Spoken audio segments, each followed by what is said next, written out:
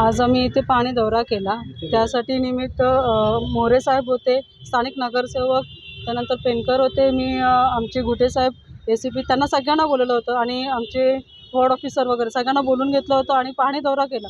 त्यावेळेस मला असं निदर्शनास आलं की महात्मा ज्योतिबा फुलेंची जयंती आहे 200वी, ती आता येत्या शनिवारी आहे। तर तिथे परिस्थिती खूप बिकट होती। ती मी त्यांना सांगितलं की तो पूर्ण मला स्वच्छ करून पाहिजे, त्याची डागडुजी केली पाहिजे, तिथे जे पार्किंग केल्या जातात त्या गाड्या हटवल्या पाहिजेत, त्या मला तिथे नाही पाहिजेत म्हणून मी असं त्यांना सांगितलं, स्ट्रिक्टली वॉर्न केलेलं आहे। त्यानंतर जे फेरीवाले बसतात अनधिकृत आहेत तेही त्यांना काढायला सांगितलं, जिथे जिथे अनधिकृत फेरीवाले बसतात, त्यानंतर ज्या गाड्या लागल्या जातात त्या त्यांना मी काढायला सांगितलेल्या आहेत। त्यानंतर आम्ही इथे बाबासाहेबांची आता येत्या 14 एप्रिलला जयंती आहे, डॉक्टर बाबासाहेब आंबेडकरांची, ते इथे मी पाहणी केली तर इथे तीच परिस्थिती आहे।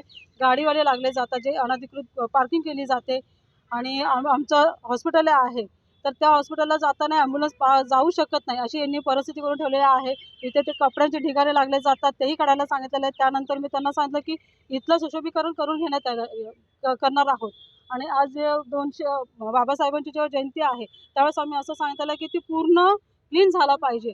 जसं आपण आज महात्मा ज्योतिबा फुलेंची जयंती जी येत्या शनिवारी आहे त्यावेळेस ते क्लीन करायचं, त्याच्यानंतर लगेच इथे मी त्यांना सांगितलं की इथे सुशोभीकरण व्यवस्थित केलं पाहिजे, व्यवस्थित असा कार्यक्रम त्यांचा पार पडेल याची नक्कीच मी हमी घेते।